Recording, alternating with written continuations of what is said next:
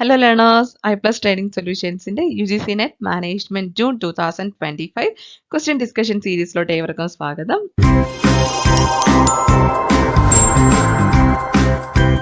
നമ്മുടെ part 1ഉം part 2ഉം നമ്മൾ കഴിഞ്ഞ രണ്ട് ക്ലാസ്സുകളിലായിട്ട് നോക്കി. നമ്മുടെ പാർട്ട് 3 ആണ്. അടുത്ത 10 ക്വസ്റ്റ്യൻസ് ആണ് നമ്മൾ ഇന്നത്തെ ഡിസ്കഷൻ സീരീസിൽ ഇൻക്ലൂഡ് ചെയ്തിരിക്കുന്നത്. സോ നമുക്ക് ഡയറക്റ്റ്ലി ക്ലാസ്സിലോട്ട് പോവാം. Okay. Here is the first question. The cost of capital is എന്താണ് cost of capital എന്നൊരു ടേം കൊണ്ട് മീൻ ചെയ്യുന്നത് എന്നുള്ളതാണ് നമ്മുടെ ക്വസ്റ്റ്യൻ. ആൻഡ് നമ്മുടെ ഓപ്ഷൻസ് ഇതൊക്കെയാണ്. The fee required to sell stock using financial institution, the amount you pay to be an investor. Next, the required rate of return to appease the supplier of a certain kind of funding to be utilized in the organization, the sum required to finance a specific purchase. അപ്പോൾ cost of capital എന്ന് പറയുമ്പോൾ ആ പേര് തന്നെയുണ്ട്, ക്യാപിറ്റലിന് വേണ്ടി ചെലവാകുന്ന cost അല്ലെങ്കിൽ ക്യാപിറ്റലിന്റെ cost അതെന്തായിരിക്കും. ഇവിടെ ആദ്യം ഓപ്ഷൻ 1 നോക്കിക്കേ, the fee required to sell stock using financial institution. അതൊരു കോസ്റ്റ് ഓഫ് ക്യാപിറ്റൽ എന്ന് പറഞ്ഞാൽ ഫീസ് അങ്ങനത്തെ കാര്യങ്ങളൊന്നും അല്ല. അപ്പോൾ ഓപ്ഷൻ 1 നമുക്ക് ഈസിലി തന്നെ എന്താണ് ഡിലീറ്റ് ചെയ്ത് കളയാം അല്ലെങ്കിൽ എലിമിനേറ്റ് ചെയ്ത് കളയാനായിട്ട് പറ്റും. ഇനി ഓപ്ഷൻ 4 എന്താണ്, the sum required to finance a specific purchase. ഒരു സ്പെസിഫിക് പർച്ചേസ് നടത്താൻ വേണ്ടിയിട്ട് നമ്മൾ പേ ചെയ്യുന്ന എമൗണ്ട് അല്ലെങ്കിൽ അതിന്റെ ഒരു സം, അതാണോ? അല്ലല്ലേ. ക്യാപിറ്റലിന്റെ കോസ്റ്റ് ആണ് എന്ന് പറയുമ്പോൾ ക്യാപിറ്റൽ കൊണ്ടുവരണം. അറ്റ്ലീസ്റ്റ് അവിടെ ഒരു ഇൻവെസ്റ്റർ എന്നൊരു ടേമോ അല്ലെങ്കിൽ ആ ഒരു ഫണ്ടിന്റെ സപ്ലയറോ അങ്ങനെ എന്തെങ്കിലും ഒരു ടേം അവിടെ വരണം. ഓപ്ഷൻ 2 നോക്കിക്കേ, the amount you pay to be an investor. ഒരു ഇൻവെസ്റ്റർ ആകാൻ വേണ്ടിയിട്ട് നമ്മൾ പേ ചെയ്യുന്ന എമൗണ്ട് ആണോ അത് ആക്ച്വലി? അല്ലല്ലേ. നമ്മൾ ഇൻവെസ്റ്റർ ആകാൻ വേണ്ടിയിട്ട് നമ്മൾ അങ്ങനെ സ്പെസിഫിക് ആയിട്ടുള്ള പേയ്മെന്റ് കൊടുക്കുന്നതിനെ കോസ്റ്റ് ഓഫ് ക്യാപിറ്റൽ എന്നല്ല പറയുന്നത്. ഇനി ഇത്രയും നോക്കിക്കേ, the required rate of return to appease the supplier of a certain kind of funding to be utilised in the organisation. അതല്ലേ ആക്ച്വലി ഒരു ഓർഗനൈസേഷനിൽ ഫണ്ടിങ് നടത്താൻ വേണ്ടിയിട്ട് അല്ലെങ്കിൽ ഓർഗനൈസേഷനിലോട്ട് അതിന്റെ എന്തെങ്കിലും ആവശ്യത്തിന് വേണ്ടിയിട്ട് ഒരാൾ ഫണ്ട് സപ്ലൈ ചെയ്യുന്നു. അപ്പോൾ ആ ഫണ്ട് സപ്ലൈ ചെയ്ത ആൾക്ക് തിരിച്ചു കൊടുക്കേണ്ട എമൗണ്ട്, ആ റേറ്റ് ഓഫ് റിട്ടേൺ അല്ലെ കോസ്റ്റ് ഓഫ് ക്യാപിറ്റൽ. അതന്നെ അല്ലേ ആ ഒരു ക്യാപിറ്റലിന്റെ കോസ്റ്റ് എന്നുകൊണ്ട് ഉദ്ദേശിക്കുന്നത്. അയാൾ മുടക്കിയ അല്ലെങ്കിൽ അയാൾ കൊണ്ടുവന്ന, അയാൾ ഇൻ ദ സെൻസ് ഒരു ഇൻവെസ്റ്റർ അല്ലെങ്കിൽ ആ ഒരു ഫണ്ടിന്റെ സപ്ലയർ കൊണ്ടുവന്ന ക്യാഷിന് എത്രത്തോളം റിട്ടേൺ എന്ത് നമ്മൾ തിരിച്ചു കൊടുക്കുന്നുണ്ട്, അതിനെയാണ് കോസ്റ്റ് ഓഫ് ക്യാപിറ്റൽ എന്ന് പറയുന്നത്. Okay fine. ഇതാണ് നമ്മുടെ അടുത്ത ക്വസ്റ്റ്യൻ. ഒരു മാച്ച് ദ ഫോളോവിങ് ആണ്. ലിസ്റ്റ് 1 വുമൺ ഓൺട്രപ്രണറിന്റെ പേരും ലിസ്റ്റ് 2 അവർ റിലേറ്റ് ചെയ്ത് വരുന്ന എന്റർപ്രൈസിന്റെ പേരും പറഞ്ഞിട്ടുണ്ട്. ഇത് മാച്ച് ചെയ്യാനാണ് ക്വസ്റ്റ്യൻ. അപ്പം എയിൽ പറഞ്ഞിട്ടുള്ളത് ആരൊക്കെയാണ്? റിച്ച കാർ, കിരൺ മസുംദാർ ഷോ, കൽപ്പന സനോജ് ആൻഡ് ഫാൽഗുനി നായർ ആണ് പറഞ്ഞിട്ടുള്ളത്. List 2 Zivame, Kamani Tubes and Popcorn Limited, Nykaa, ഇത്രയും പറഞ്ഞിട്ടുണ്ട്. അപ്പൊ ഇത് എത്ര പേർക്ക് അറിയാം എന്ന് എനിക്കറിയില്ല. കുറച്ച് GK അറിയാവുന്ന അല്ലെങ്കിൽ ഇൻഡസ്ട്രി റിലേറ്റ് ചെയ്ത് നിൽക്കുന്ന ആൾക്കാർക്കൊക്കെ അറിയായിരിക്കും. എനിക്ക് തോന്നിയ ഒരു ഫാൽഗുനി നായർ നൈക്ക ആണെന്നുള്ളത് കുറച്ച് മോസ്റ്റ് ഫേമസ് ആയിട്ടുള്ളൊരു കാര്യമാണ്. എനിക്ക് പേഴ്സണലി തോന്നിയ ഒരു കാര്യമാണ്. നിങ്ങൾക്ക് അതാണോ എന്ന് അറിയത്തില്ല. അറിയാമായിരുന്നത് അതാണ്. അപ്പൊ ഞാൻ എപ്പോഴും റിലേറ്റ് ചെയ്യുന്നത് D4 ആണ്. ആദ്യമേ അത് കണ്ടുപിടിച്ച് കഴിഞ്ഞാൽ നമുക്ക് 3ഉം 4ഉം എലിമിനേറ്റ് ചെയ്യാനായിട്ട് പറ്റും. ഓക്കെ. പിന്നെ നമ്മുടെ കയ്യിലുള്ളത് ഓപ്ഷൻ 1ഉം 2 ആണ്. 1 നോക്കിക്കേ, ഈ ഒരു എല്ലാ ഓപ്ഷൻസിനകത്തും പറഞ്ഞിട്ടുള്ളത് A1 ആണ്. റിച്ചാക്കാർ സിവാമയാണെന്ന് പറഞ്ഞിട്ടുണ്ട്. അപ്പൊ പിന്നെ നമുക്ക് കണ്ടുപിടിക്കാനുള്ളത്, അപ്പം ഫാൽഗുനി നായർ നൈക്കയാണ് എന്ന് നമുക്ക് അറിയാമെന്നുണ്ടെങ്കിൽ അത് കുറച്ച് ന്യൂസിലൊക്കെ ഇടയ്ക്കിടയ്ക്ക് വരുന്ന ഒരു കാര്യമാണ്. അപ്പം അത് കുറച്ച് ഫേമസ് ആണെന്ന് തോന്നുന്നു. അപ്പം പിന്നെ നമ്മുടെ കയ്യിലുള്ളത് ഓപ്ഷൻ 1ഉം 2 ആണ്. അപ്പം അതിൽ B ഏതാണ് അല്ലെങ്കിൽ C ഏതാണെന്ന് ഒരിക്കൽ കണ്ടുപിടിച്ച് കഴിഞ്ഞാൽ നമുക്ക് ഈസിലി ആൻസർ കണ്ടുപിടിക്കാനായിട്ട് പറ്റും. ഇതിൽ Kiran Shaw, she related with Biocon limited ആണ്. അതൊരു എന്താണ് ബയോ ഫാർമസ്യൂട്ടിക്കൽ കമ്പനിയാണ്. വൺ ഓഫ് ദ ലീഡിങ് കമ്പനിയാണ് ആ ഇൻഡസ്ട്രിയിൽ. അപ്പം Kiran Shaw related with Biocon limited and Kalpana Saroj related with Kamani Tubes. ഈ ഒരു കമാനി ട്യൂബ്സ് എന്ന് പറഞ്ഞാൽ ഒരു സിക്ക് ഇൻഡസ്ട്രിയൽ യൂണിറ്റ് ആയിരുന്നു. അത് പുള്ളിക്കാരത്തി ഏറ്റെടുത്ത് ഭയങ്കര പ്രോഫിറ്റബിൾ ആയിട്ടുള്ള ഒരു ഫേമിലോട്ട് മാറ്റിയെടുത്തതാണ്. ഓക്കെ, അതും പുതിയൊരു ഇൻഫർമേഷൻ ആണ്. അപ്പം so four this particular question the correct answer is option 1, A1, റിച്ചാക്കാർ related with സിവാമെ, then Kiran Mazumdar Show related with Bicon Limited, Kalpana Saroj related with Kamani Tubes and Falguni Nair related with Nika. Okay, ഇത് അത്രയും simple ആയിട്ടുള്ള ഒരു question ആയിട്ട് എനിക്ക് personally തോന്നുന്നില്ല. May be നിങ്ങൾക്ക് എളുപ്പമായിട്ടുള്ള ഒരു question ആയിരിക്കും. ഇതിങ്ങനെ വേണം റിലേറ്റ് ചെയ്യാനായിട്ട്. ഇത് അറിയാമെങ്കിലായിരിക്കും നമുക്ക് ചെയ്യാനായിട്ട് പറ്റുന്നത്. Okay okay. സോ നമ്മുടെ അടുത്ത ക്വസ്റ്റ്യൻ ഇതാണ്. അഗെയിൻ ഒരു match the following type of question ആണ് നമ്മളോട് ചോദിച്ചിരിക്കുന്നത്. അതിൽ ലിസ്റ്റ് 1, ലിസ്റ്റ് 2 ഉണ്ട്. ലിസ്റ്റ് 1 പറഞ്ഞിരിക്കുന്നത് par value, maturity period, coupon rate, premium. നമ്മുടെ ഷെയർ അല്ലെങ്കിൽ ഡിബഞ്ചറോ അല്ലെങ്കിൽ ബോണ്ടിന്റെയൊക്കെ ഇഷ്യൂ റിലേറ്റഡ് ആയിട്ടുള്ള കുറച്ച് ടേംസും അതിന്റെ ഡിസ്ക്രിപ്ഷൻ അത് എന്താണ് മീൻ ചെയ്യുന്നത് എന്നുള്ളതാണ് ലിസ്റ്റ് 2 പറഞ്ഞിരിക്കുന്നത്. എന്തൊക്കെയാണ്? Specified interest rate, number of years after which the value is payable to bond holders, amount by which a bond sells at a value higher than the par value, value and the face of the bond. ഇത് എനിക്ക് തോന്നുന്നു comparatively easy ആയിട്ടുള്ള ഒരു question ആണ്. ഇവിടെ നോക്കിക്കേ, നമുക്ക് first option A അല്ല ലിസ്റ്റ് 1 പറഞ്ഞിട്ടുള്ള ഫസ്റ്റ് ഐറ്റം എന്താണ്? Par value. പാർ വാല്യൂ എന്ന് പറഞ്ഞാൽ എന്താണ്? ഫേസ് വാല്യൂ അല്ലെ? പാർ വാല്യൂവിന്റെ മറ്റൊരു പേര് തന്നെ ഫേസ് വാല്യൂ എന്നാണ്. അപ്പൊ A 4 ആണെന്ന് മനസ്സിലാക്കി കഴിഞ്ഞാൽ തന്നെ നമുക്ക് ആൻസർ ഈസിലി കണ്ടുപിടിക്കാനായിട്ട് പറ്റും. വേറെ കൺഫ്യൂസ്ഡ് ആയിട്ടോ അല്ലെങ്കിൽ ട്വിസ്റ്റ് ചെയ്തിട്ടോ ഒന്നും ക്വസ്റ്റ്യൻ ചോദിച്ചിട്ടില്ല. Par value means face value. അത് അറിയാന്നുണ്ടെന്നുണ്ടെങ്കിൽ നമുക്ക് മനസ്സിലാക്കാം A 4 ആണെന്നുള്ളത്. അപ്പൊ A 4 ആയി കഴിഞ്ഞാൽ ബാക്കി കൂടെ നമുക്ക് നോക്കാം. B എന്താണ്? മെച്യൂരിറ്റി പീരീഡ് ആണ് പറയുന്നത്. Number of years after which the value is payable to bond holders. എന്തിന്റെ ആണെങ്കിലും മെച്യൂരിറ്റി പീരീഡ്, നമ്മളിപ്പോ FD ഡെപ്പോസിറ്റ് ഇടുന്നു, അതിന്റെ മെച്യൂരിറ്റി പീരീഡ് എന്ന് പറഞ്ഞാൽ എന്താണ്? നമ്മളിപ്പോ 1 വർഷത്തെ FD ആണ് ഇടുന്നതെന്നുണ്ടെങ്കിൽ 1 വർഷമാണ് അല്ലെ maturity period.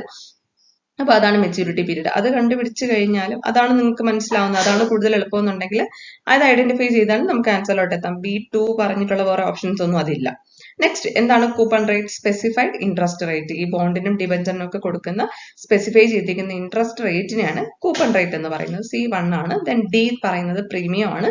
Amount by which a bond sells at a value higher than the par value. ആ ഒരു നമ്മുടെ ഫേസ് വാല്യൂവിനേക്കാളും അല്ലെങ്കിൽ പാർ വാല്യൂവിനേക്കാളും ഹയർ ആയിട്ട് കൂടുതലായിട്ട് കൊടുക്കുന്ന അല്ലെങ്കിൽ കൂടുതലായിട്ട് സെയിൽ ചെയ്യുന്ന ബോണ്ടിന്റെ വാല്യൂവിനെയാണ് നമ്മൾ പ്രീമിയം അല്ലെങ്കിൽ സെൽസ് അറ്റ് പ്രീമിയം എന്നൊക്കെ പറയുന്നത്. ഡിസ്കൗണ്ട് ആണെന്നുണ്ടെങ്കിൽ ഇതിന്റെ നേരെ ഓപ്പോസിറ്റ് വരുന്നു. Bond sells at a value lower than the par value ആണ് ഡിസ്കൗണ്ട്. സിമ്പിൾ ക്വസ്റ്റ്യൻ അല്ലേ? ഒന്നുമില്ല, ഒന്നും അങ്ങോട്ടും ഇങ്ങോട്ടും കൺഫ്യൂസിംഗ് ആയിട്ടോ ഒന്നും ചോദിച്ചിട്ടില്ല. വളരെ ഡയറക്റ്റ് ആയിട്ടുള്ള ഒരു ക്വസ്റ്റ്യൻ ആണ്. So it is very easy to come to the answer also. ഇതാണ് നമ്മുടെ നെക്സ്റ്റ് ക്വസ്റ്റ്യൻ. അഗെയിൻ ഒരു മാച്ച് ദ ഫോളോയിങ് ആണ്. ലിസ്റ്റ് 1ഉം ലിസ്റ്റ് 2 ഉണ്ട്. കഴിഞ്ഞ ക്വസ്റ്റ്യനിൽ നിന്ന് ഒരു ഡിഫറൻസ് ഇവിടെ കാണുന്നതെന്ന് വെച്ചാൽ ലിസ്റ്റ് 1 ഡിസ്ക്രിപ്ഷനും ലിസ്റ്റ് 2 ടേമും ആണ്, മറ്റൊരു നേരെ തിരിച്ചായിരുന്നു. അപ്പൊ എന്തൊക്കെയാണ് ലിസ്റ്റ് 1 പറയുന്നത്? Goodwill associated with a brand name which adds tangible value and more profits. Next the use of an established brand name as a new brand within same brand market. The use of an established brand name for brands in unrelated market. The extent to which consumers perceive a brand to be faithful to its essence. ഇത്രയാണ് പറയുന്നത്. ഇനി terms എന്തൊക്കെയാണ്? Brand extension, brand authenticity, brand stretching and brand equity ആണ് പറയുന്നത്. അപ്പൊ ഈ ഒരു question കണ്ടിട്ട് എനിക്ക് തോന്നിയ ഒരു കാര്യം, ഇതിൽ നമുക്ക് കുറച്ചൊക്കെ കൺഫ്യൂഷൻ തോന്നാൻ സാധ്യതയുള്ള രണ്ട് ഓപ്ഷൻസ് അല്ലെങ്കിൽ രണ്ട് ടേംസ് എന്ന് വെച്ചാൽ ആ ഒരു ബ്രാൻഡ് സ്ട്രെച്ചിങ്ങും ബ്രാൻഡ് എക്സ്റ്റൻഷനും തമ്മിലാണ്. മേ ബി നമ്മളൊന്ന് കൺഫ്യൂസ്ഡ് ആയി പോകാൻ സാധ്യതയുണ്ട്. ഒരു ഓൾമോസ്റ്റ് എവിടേക്ക് ഒരുപോലെ ഇരിപ്പുണ്ട് അല്ലെ? ഒന്ന് എക്സ്റ്റെൻഡ് ചെയ്യുവാണ് അല്ലെങ്കിൽ ബ്രാൻഡിനെ ഒന്ന് സ്ട്രെച്ച് ചെയ്യുവാണ്, എന്നാൽ അത് സിമിലർ അല്ല, ഡിഫറൻസ് ഉണ്ട്. നമുക്ക് നോക്കാം. ഇതില് ആ ഒരു ബ്രാൻഡ് ഇക്വിറ്റിയും ബ്രാൻഡ് ഒത്തന്റിസിറ്റിയും അത് രണ്ടും കണ്ടുപിടിച്ചു കഴിഞ്ഞാൽ നമുക്ക് ഈസിലി ആൻസറിലോട്ട് എത്താനായിട്ട് നോക്കാം. അതിൽ ബ്രാൻഡ് ഇക്വിറ്റി എന്നൊരു ടേം എവിടെ കേട്ടാലും അല്ലെങ്കിൽ ബ്രാൻഡിനെ റിലേറ്റ് ചെയ്തിട്ട് ഇക്വിറ്റി എന്നൊരു ടേം എവിടെ കേട്ടാലും അതായിരിക്കും കുറച്ചുകൂടെ ബെറ്റർ. നമ്മുടെ മനസ്സിൽ ആദ്യം വരേണ്ടത് വാല്യൂ, ബ്രാൻഡ് വാല്യൂ എന്നൊരു വേർഡാണ് നമ്മുടെ മൈൻഡിൽ വരേണ്ടത്. Okay, brand equity means brand value. നമ്മൾ മാർക്കറ്റിംഗ് പഠിക്കുന്ന സമയത്ത് അത് ഡീറ്റെയിൽ ആയിട്ട് തന്നെ നമ്മൾ പഠിക്കും. കൺസ്യൂമർ ബിഹേവിയറിലൊക്കെ ഇത് വളരെ ഡീറ്റെയിൽ ആയിട്ട് നമ്മൾ നോക്കുന്നുണ്ട്. ഭയങ്കര ഇമ്പോർട്ടൻ്റ് ആയിട്ടുള്ള ടേംസുമാണ്. അപ്പോൾ ഒരു മാച്ച് ദ ഫോളോയിങ്ങിൽ ഇപ്പോൾ ചോദിച്ചിരിക്കുന്നു. അതല്ലാതെ തന്നെ പലതവണ ഒത്തിരി പ്രീവിയസ് ഇയർ ക്വസ്റ്റ്യൻസിൽ നമ്മൾ ഇത് കണ്ടിട്ടുണ്ട്. പല രീതിയിലാണെന്ന് മാത്രമേ ഉള്ളൂ. നമ്മൾ ഒരിക്കലും ഒരു UGC നെറ്റ് മാനേജ്മെന്റ് പ്രിപ്പയർ ചെയ്യുന്ന സമയത്ത് സ്കിപ്പ് ചെയ്യാൻ പാടില്ലാത്ത ഒരു ഏരിയ കൂടെയാണിത്. ഓക്കെ, നോക്കാം നമുക്ക്. അപ്പോൾ ബ്രാൻഡ് ഇക്വിറ്റി നമ്മൾ പറഞ്ഞു വാല്യൂ ആണെന്ന് പറഞ്ഞു. ബ്രാൻഡ് ഇക്വിറ്റി എവിടെ കണ്ടാലും വാല്യൂ ആയിട്ട് നമ്മളത് മാച്ച് ചെയ്തോണം. ഓപ്ഷൻ എ നോക്കിക്കേ, goodwill associated with a brand name which adds tangible value and more profits, that is brand equity. അപ്പം A 4 ആണെന്ന് മനസ്സിലായി. നെക്സ്റ്റ് എന്താണ്? പിന്നെ നമുക്ക് കണ്ടുപിടിക്കാം ബ്രാൻഡ് ഒത്തന്റിസിറ്റി എന്ന് വെച്ചാൽ എന്താണ്? വിശ്വാസം അല്ലെ? അപ്പോ ഓപ്ഷൻ അല്ല, ഒരു ലിസ്റ്റ് 1 D നോക്കിക്കേ, the extent to which consumers perceive a brand to be faithful to its essence. എത്രത്തോളം കൺസ്യൂമേഴ്സ് അത് വിശ്വസിക്കുന്നുണ്ടോ എന്നുള്ളൊരു കാര്യം. അതാണല്ലോ ബ്രാൻഡിന്റെ ഒത്തന്റിസിറ്റി മീൻസ് വിശ്വാസയോഗ്യത എന്നൊക്കെയല്ലേ നമ്മൾ പറയുന്നത്, അത് തന്നെയാണ്. നെക്സ്റ്റ് ഇനി നമുക്ക് ഉള്ളത് ബ്രാൻഡ് എക്സ്റ്റൻഷനും ബ്രാൻഡ് സ്ട്രെച്ചിങ്ങും ആണ്. നോക്കാം നമുക്ക്. The use of an established brand name as a new brand within same brand market. The use of an established brand name for brands in unrelated market. Unrelated മാർക്കറ്റിൽ use ചെയ്യുമ്പോൾ എന്താണ് brand extension? It is the use of an established brand name as a new brand within same brand market.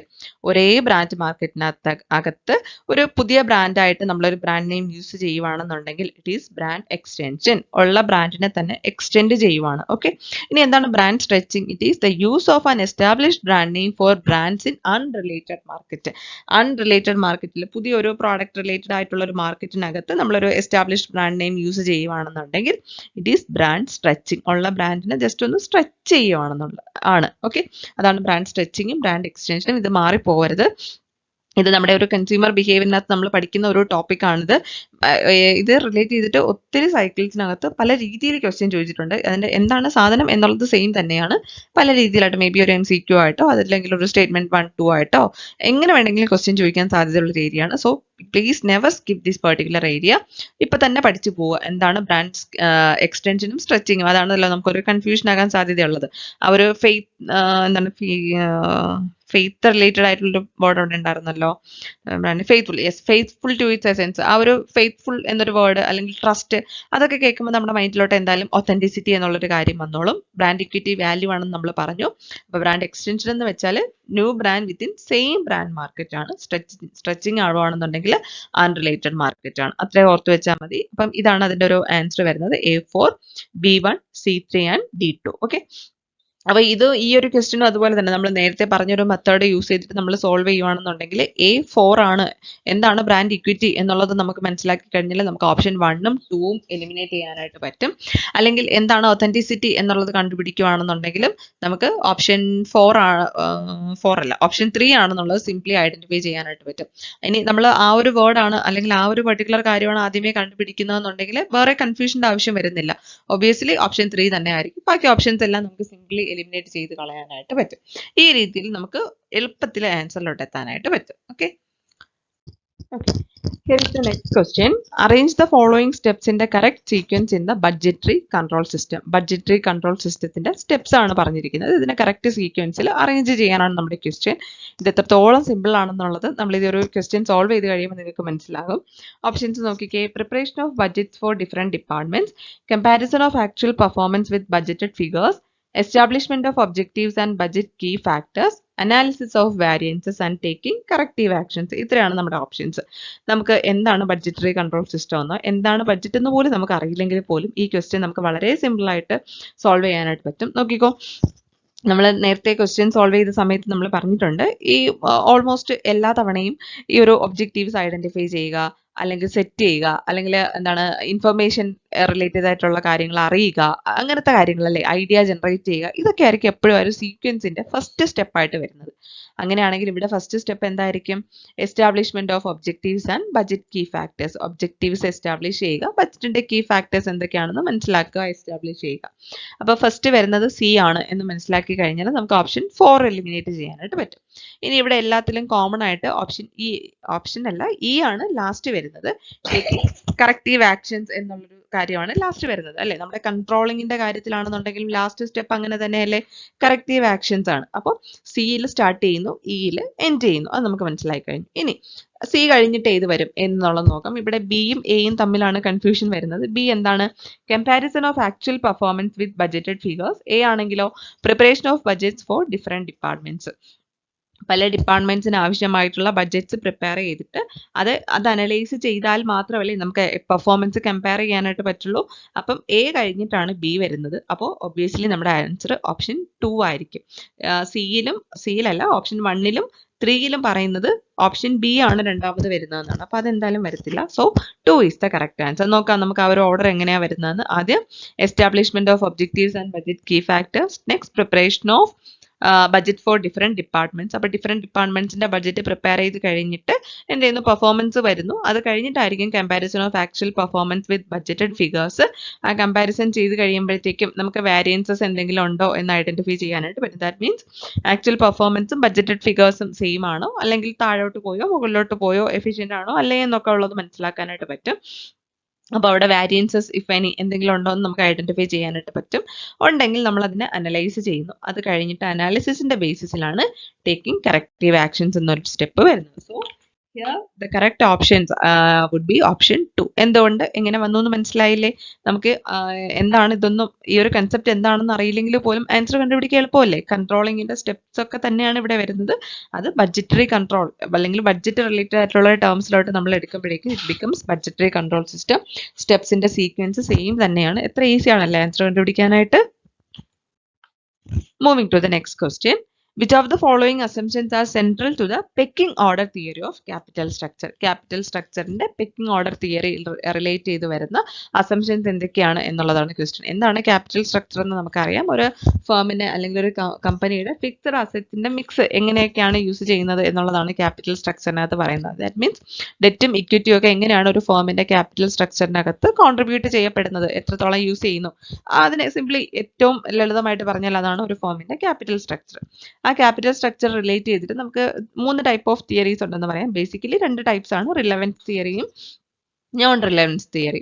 Relevance theory എന്താ പറയുന്നത്? Capital സ്ട്രക്ചറിന് ആ ഫേമിന്റെ value determine ചെയ്യുന്നതിൽ പ്രത്യേകിച്ച് role ഉണ്ട്, അല്ലെങ്കിൽ ഒരു നിർണായകമായ പങ്കുണ്ട് എന്ന് പറയുന്നതാണ് റിലവൻസ് തിയറി. റിലവൻസ് തിയറി ആണെങ്കിൽ ഇതിന്റെ നേരെ ഓപ്പോസിറ്റ്, ഒരു ഫേമിന്റെ ക്യാപിറ്റൽ സ്ട്രക്ചറിന് ആ ഫേമിന്റെ വാല്യൂ ഡിറ്റർമൈൻ ചെയ്യുന്നതിൽ പ്രത്യേകിച്ച് റോൾ ഒന്നുമില്ല എന്ന് പറയുന്നത് ഇറലവൻസ് തിയറി. ഇനി other than these 2 theories we have other theories എന്നൊരു ഹെഡിങ് കൂടെ വരുന്നുണ്ട്.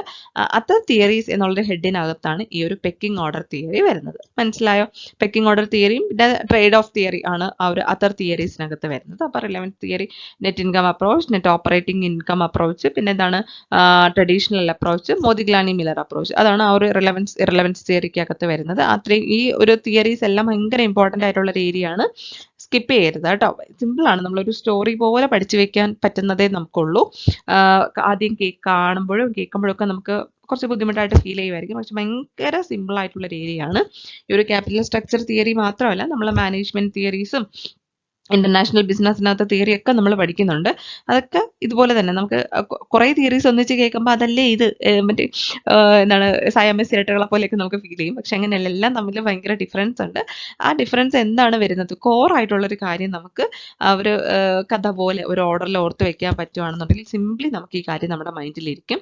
കാണാതെ പഠിക്കേണ്ട ആവശ്യമൊന്നുമില്ല. ലോജിക്കൽ ഓർഡർ എങ്ങനെയാണെന്നുള്ളത് മാത്രം ഐഡന്റിഫൈ ചെയ്ത് വെച്ചാൽ മതിയായിരിക്കും. അതിന്റെ കോർ എന്താണ് എന്നുള്ളത് മനസ്സിലാക്കി വെച്ചാൽ എക്സാമിന് നമുക്ക് മാർക്ക് സ്കോർ ചെയ്യാനും ഈസി ആയിരിക്കും. ഓക്കെ, അപ്പൊ ഈ ഒരു പെക്കിംഗ് ഓർഡർ തിയറി പറയുന്നത് ഒരു ഫേമിന്റെ ക്യാപിറ്റൽ, അല്ലെങ്കിൽ അല്ല, ഒരു ഫേം അഡീഷണൽ ഫണ്ട് റൈസ് ചെയ്യുന്ന സമയത്ത്, അല്ലെങ്കിൽ ക്യാപിറ്റൽ ഇൻസഫിഷ്യന്റ് ആയിട്ടുള്ള സമയത്ത് അവർ എക്സ്ട്രാ ഫൈനാൻസ് റൈസ് ചെയ്യാൻ വേണ്ടിയിട്ട് നോക്കുവാണ്. ആ സമയത്ത് എവിടെ നിന്ന് എങ്ങനെ ഫണ്ട് യൂട്ടിലൈസ് ചെയ്യണം അല്ലെങ്കിൽ പ്രൊക്യൂർ ചെയ്യണം എന്നുള്ളതാണ് ഇവിടെ പറയുന്നത്. According to this theory, first the firm have to go with the retained earnings. Retained earnings എന്താണ്? ഒരു ഫേമിന്റെ പ്രോഫിറ്റ് അവർക്ക് 2 രീതിയിൽ യൂട്ടിലൈസ് ചെയ്യാം. ഒന്നുകിൽ അവിടുത്തെ ഷെയർ ഹോൾഡേഴ്സിന് ഡിവൈഡ് ചെയ്ത് കൊടുക്കാം, അല്ലെങ്കിൽ റീറ്റെയിൻ ചെയ്യാം ഫേമിനകത്ത്. അങ്ങനെ റീറ്റെയിൻ ചെയ്യുന്ന പ്രോഫിറ്റിനെയാണ് നമ്മൾ റീറ്റേൺഡ് ഏർണിംഗ്സ് എന്ന് പറയുന്നത്. മറ്റേതാണെങ്കിൽ ഡിവിഡൻഡ് ആയിട്ട് ഡിസ്ട്രിബ്യൂട്ട് ചെയ്തു പോവുകയും ചെയ്യും. അപ്പോൾ ഒരു ഫേമിന് ക്യാപിറ്റൽ ആവശ്യമായിട്ട് വരുമ്പോൾ ഏറ്റവും എളുപ്പത്തിൽ ഏറ്റവും ചീപ്പായിട്ട് കണ്ടുപിടിക്കാൻ പറ്റുന്ന ഫൈനാൻസ് എന്ന് പറഞ്ഞാൽ ഈ ഒരു റീറ്റേൺഡ് ഏർണിംഗ്സ് ആണ്. കാരണം അതിന് there is no need to put extra effort to procure that particular amount അല്ലെങ്കിൽ ഫൈനാൻസ്. സോ ഫസ്റ്റ് ഫേം എന്ത് ചെയ്യണം? റിട്ടേൺഡ് ഏർണിംഗ്സിനെ ഡിപ്പെൻഡ് ചെയ്യണം. ഇനി ആ റിട്ടേൺഡ് ഏർണിംഗ്സ് ഇൻസഫിഷ്യൻ്റ് ആണ്, ഫേമിന്റെ ക്യാപിറ്റൽ റിക്വയർമെന്റ് മീറ്റ് ചെയ്യുന്നില്ല എന്നുണ്ടെങ്കിൽ they have to go with the debt finance. After that only ആ ഒരു ഇക്വിറ്റി ഷെയറിന്റെ ഇഷ്യൂയിലോട്ട് പോകാൻ പാടുള്ളൂ. കാരണം ഇക്വിറ്റി ഷെയർ ആണ് പ്രൊക്യൂർ ചെയ്യാൻ കുറച്ചധികം ബുദ്ധിമുട്ടുള്ളതും കോസ്റ്റ് കൂടുതലായിട്ടുള്ളതും. ആ ഒരു തിയറി നിങ്ങൾ പഠിക്കുന്ന സമയത്ത് നമുക്കത് കുറച്ചുകൂടെ ക്ലിയർ ആയിട്ട് മനസ്സിലാകും. അപ്പോൾ അതിന്റെ ബേസിക് അസംഷൻസ് എന്തൊക്കെയെന്നാണ് ക്വസ്റ്റ്യൻ ചോദിച്ചിരിക്കുന്നത്. എന്തൊക്കെയാണ് for this particular question assumptions എന്തൊക്കെയാണെന്നുള്ളതിൽ ഓപ്ഷൻ ഇ നോക്കിക്കേ. Equity is cheaper than debt as free source of raising finance.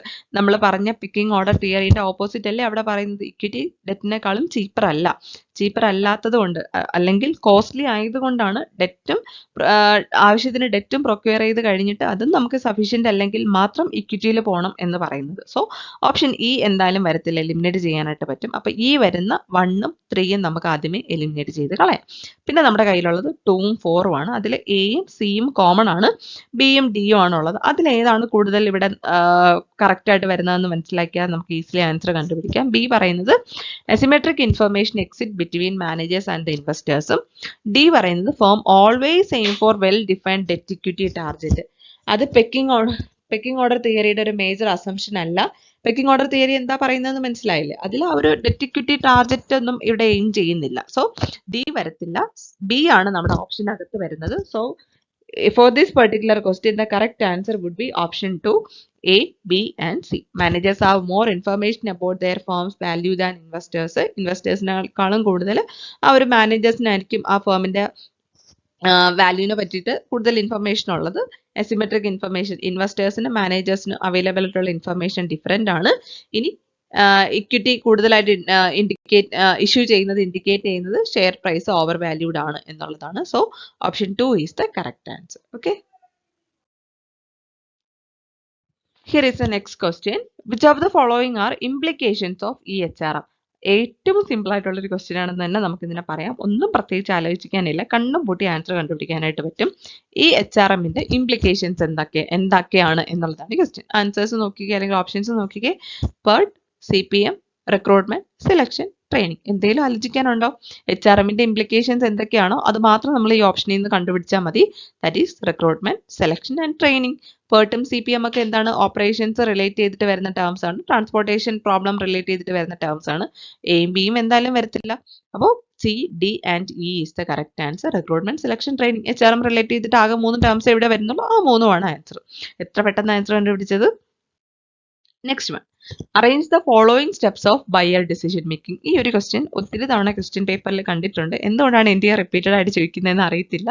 Simple ആയിട്ടുള്ളൊരു കാര്യമാണ്. കൺസ്യൂമർ ബിഹേവിയർ റിലേറ്റ് ചെയ്തിട്ട് അല്ലെങ്കിൽ കുറച്ചുകൂടെ ബ്രോഡായിട്ട് പറയുവാണെന്നുണ്ടെങ്കിൽ, കുറച്ചുകൂടെ വൈഡായിട്ട് പറയുവാണ്, ബ്രോഡ് തന്നെയല്ലേ, അതന്നെ, ബ്രോഡായിട്ട് പറയുവാണെന്നുണ്ടെങ്കിൽ മാർക്കറ്റിംഗ് റിലേറ്റഡ് ആയിട്ട് ആണെന്ന് നമുക്ക് പറയാം.